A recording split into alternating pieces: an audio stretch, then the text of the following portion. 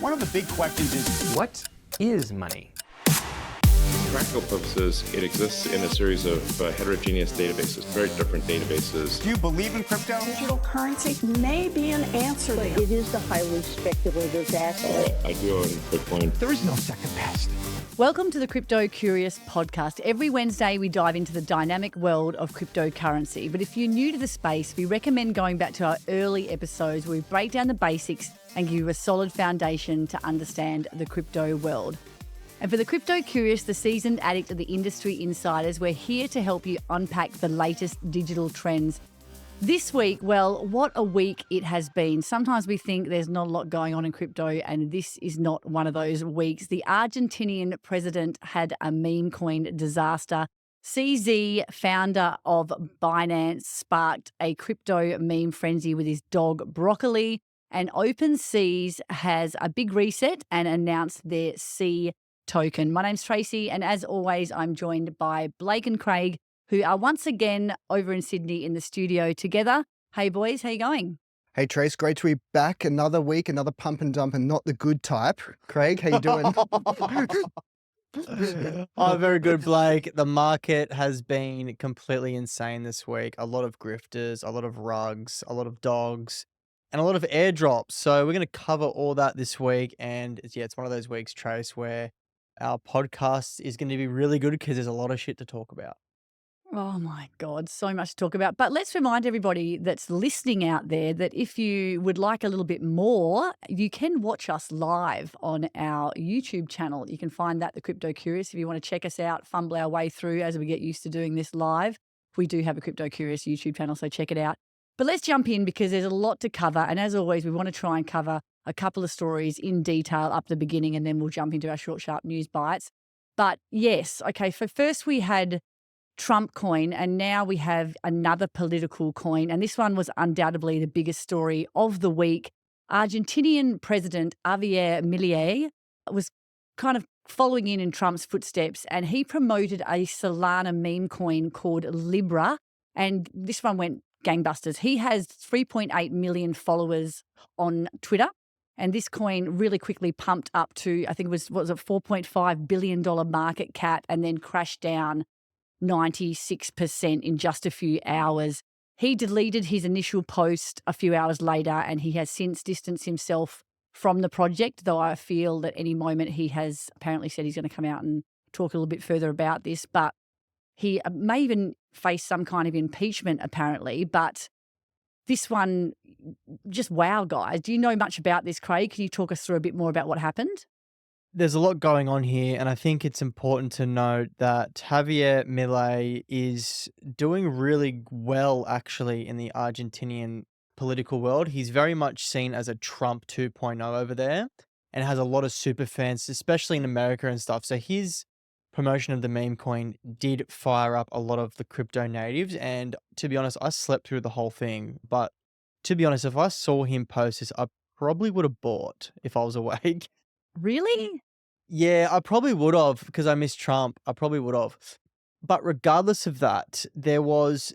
So when you launch a new meme coin on, Radium or Meteor, you can see all the insider activity. So what happened post-launch, it was obvious with the chain analysis that insiders were cashing out straight away, making hundreds of millions of dollars in the first 90 minutes, which led to the token pumping all the FOMO from the retail coming into the coin, and then them dumping down at 96%. So this is, totally transparent financial crimes taking place in crypto. Blake, we spoke about meme coins last week. We've got a president this week.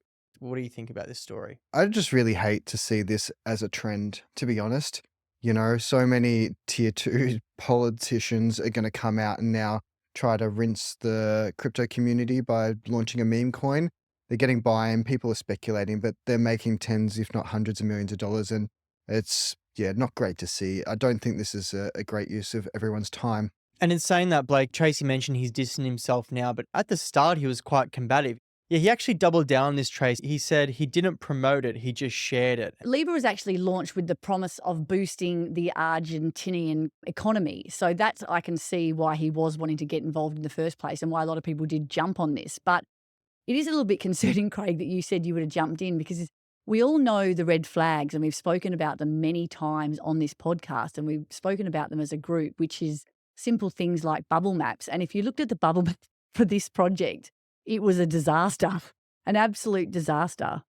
So as we've said in the past, a bubble map will let you know who holds a major percentage of the coin. And hopefully if you look at a bubble map, it'll show that the bubbles are everywhere, they're not connected, and it's a fair launch, where this one showed the bubbles all interconnected and one big bag holding most of it, which is not what you want to see. And unfortunately, that's exactly what played out. And you know what the really interesting thing about this story in particular and the difference with Trump is, if you remember when Trump launched his meme coin, it was 2 days before he was actually president. Whereas now Javier is the president, and now there's going to be questions around impeachment. I even think the Argentinian stock market had a little correction today of around 4%. So like huge economic impact if he actually gets impeached, because it does feel like a crime.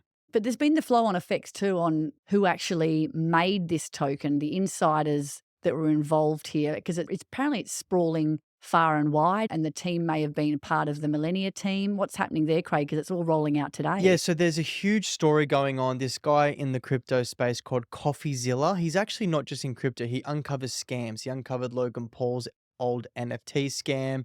He uncovered FTX. And he actually did an hour podcast with one of the whistleblowers that was involved in this project. And he said that, yeah, it's a dirty little secret in the meme coin community that there was insiders that picked up on the early launches. He was involved in Melania. They're sitting on around 100 million of realized gains from rugging the project in the first 90 minutes. And this also coincided with the fact that he was kind of dobbing on the Jupiter and Meteora, having insiders on their teams as well. So the Meteora co-founder actually resigned today. Wow.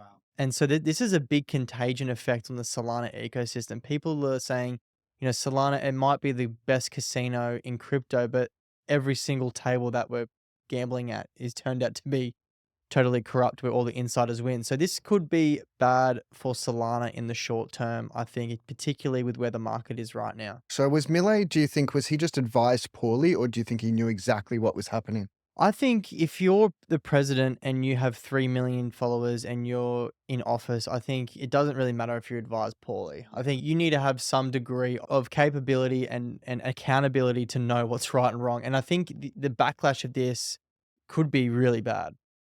Yeah, that's crazy. And we're just seeing so much infestation now in this space, in this meme coin space.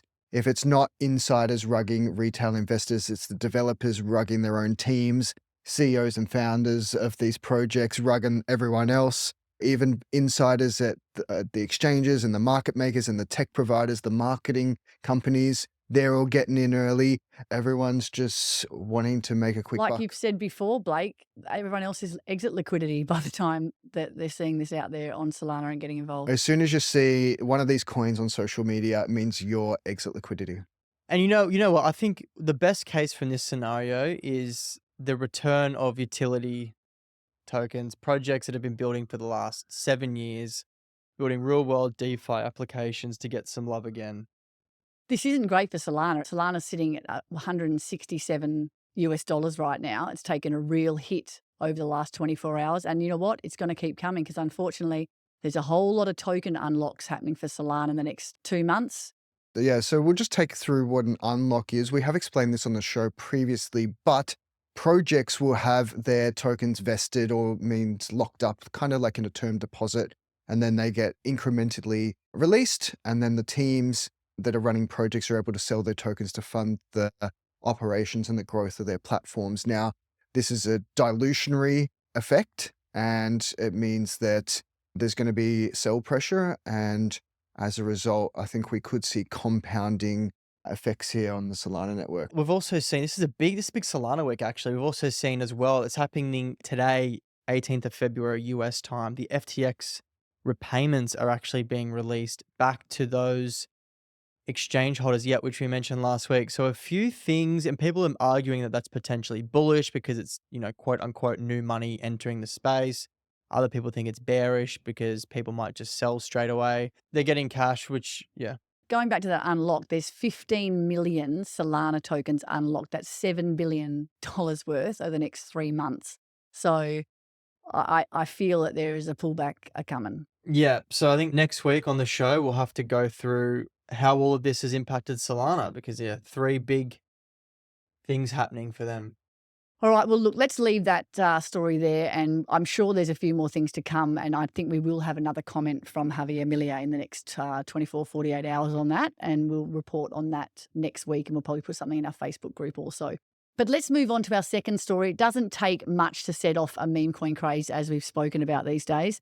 And last week, before the Milei debacle, there was another one from Binance Founder CZ. And this one was after he revealed his dog's name, which was Broccoli. And the crypto world does what it does best, launching hundreds of broccoli-themed meme coins. This is across Solana and the BNB chain. One even hit $1.5 billion market cap. That was on the BNB chain, which would have made CZ rather happy, putting a little bit of liquidity into his exchange, Craig. Just before we get into this, BNB just quietly keeps moving, quietly stays in the top 10. This is Binance's token. Yeah, huge chain for the Asian investor community. And yeah, CZ, he's out of jail and he's spooking his dog. And this kind of was a bit of a compounded effect, Trace, because since he didn't launch his own token, it was really a race to who could create one the fastest and who could get the most liquidity under that coin as fast as possible, which led to, multiple coins reaching ridiculous valuations. Of course, it didn't end well. All of them pretty much came back. And I think it was Andre, who's a DeFi OG from back in the day, he just said to CZ, like, why don't you just launch your own? Like, you've just incentivized hundreds of grifters to launch your token to rug the community. Like, just launch your own and commit to not selling.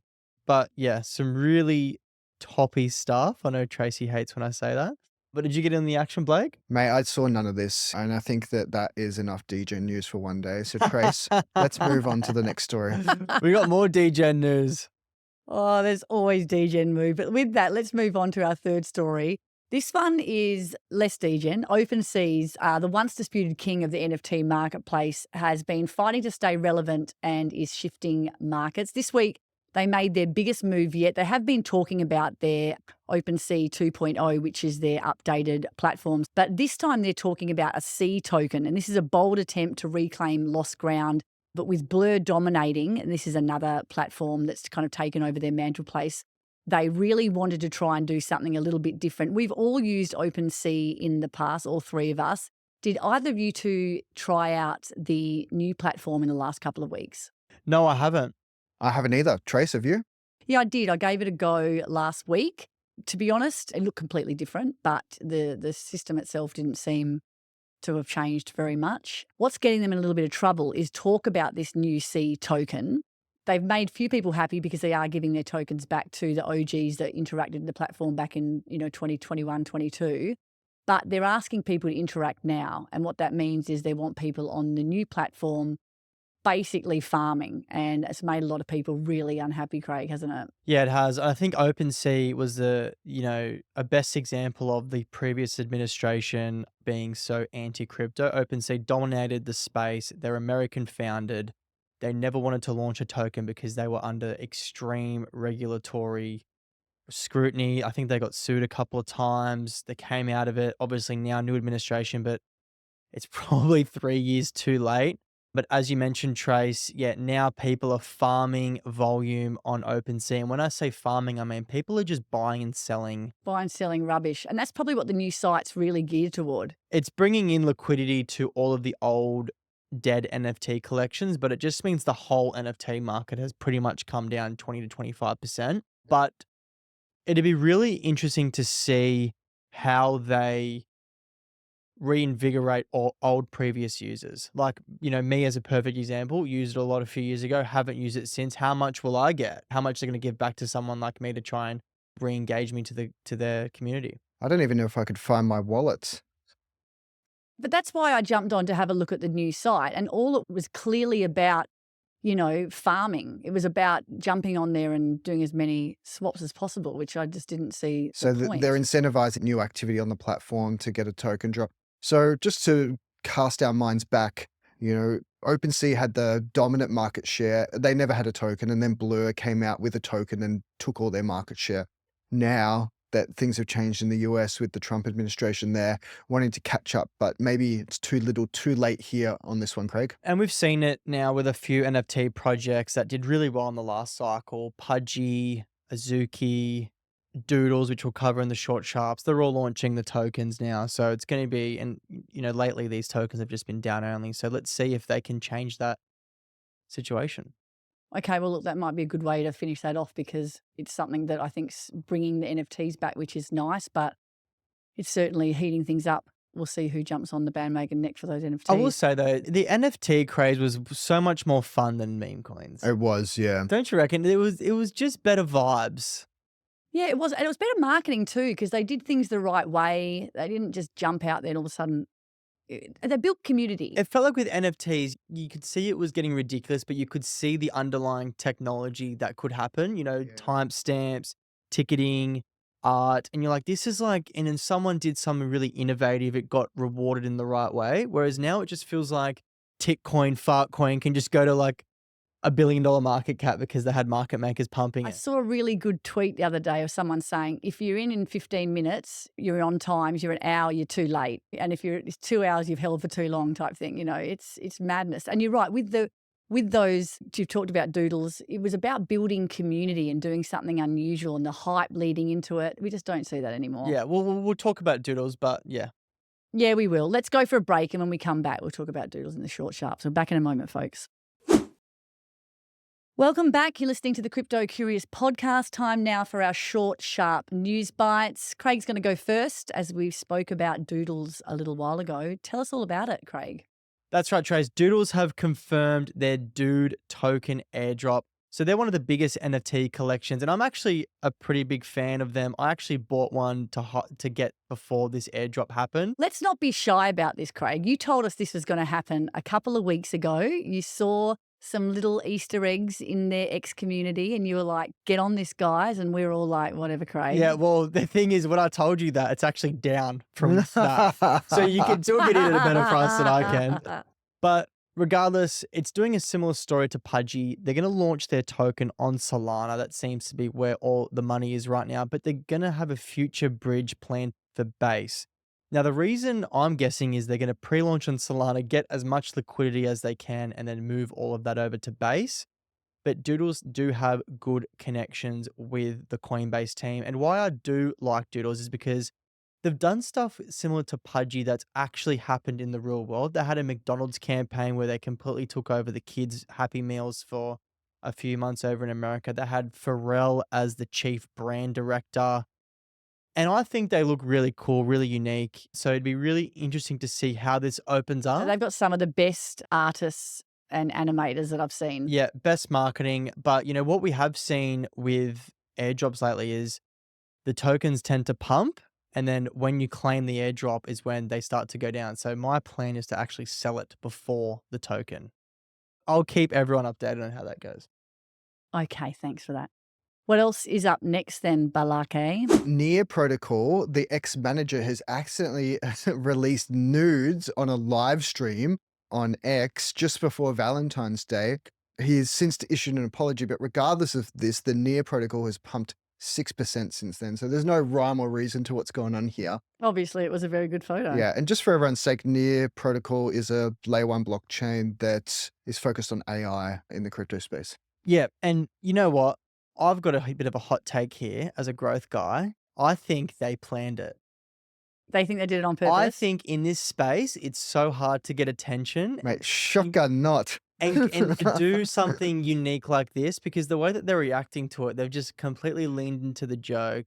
I think this could be a bit of a guerrilla marketing campaign from Near. And I could be wrong, but regardless, Near, really cool DeFi protocol that actually helps chains talk to each other. So do a lot of cross-chain swaps integration. So I think it's growth marketing, but who knows? Okay, interesting. All right, what's up next? Vitalik, he made a joke. He said, let's make communism great again, and triggered a few people. But Ethereum had a bit of a pump after it. So it was a bit of a tongue-in-cheek gesture or tweet that he made, which was referencing the degen communism concept. But apparently a lot of people on X did not take too kindly for it. The founder of Solana, he was not too happy and slammed the comment, and there's been a bit of backlash. And obviously Ethereum is struggling at the moment and didn't really need this. In saying that, it pumped 5% when he said it. You know what? I'm actually liking Vitalik shit posting and getting active again because I think he's actually a true innovator. And when he's on the pulse and like engaging and talking shit, I think that's good for Ethereum. Yeah, for sure. Yep. Okay, well, there you go. So in the end, like you said, any publicity is good publicity in this attention economy, and it seemed to have worked. But there you go. I've got another one. A really good one is that Coinbase reported massive Q4 growth, but the stock actually dropped 6%. So there's a few theories about why that happened, but we'll go through the Q4 report. So they 27x'd their net income in 2024 compared to 2023, which is very impressive. And half of that net income was generated in Q4. I mean, you guys must remember Q4. There was a bit of hype happening in the market. And this largely was due to Base, which now handles $25 billion in stablecoin payments, and the institution adoption is booming. Coinbase now holding 12% of the total crypto market cap, and institutional transactional revenue is up 283%.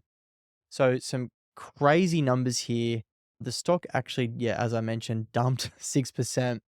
I think that's probably because Q1 is being kind of crap for crypto, and maybe people are foreshadowing a poor Q1 compared to Q4. But I think Coinbase being the only stock that you can get exchange, institutional, layer 2 blockchain, stablecoin exposure, it's awesome to see them kicking goals. I think they're going to do well with Base, particularly if Solana gets a few headwinds here from all of the degeneracy. Base is really a competitor to Solana, I think.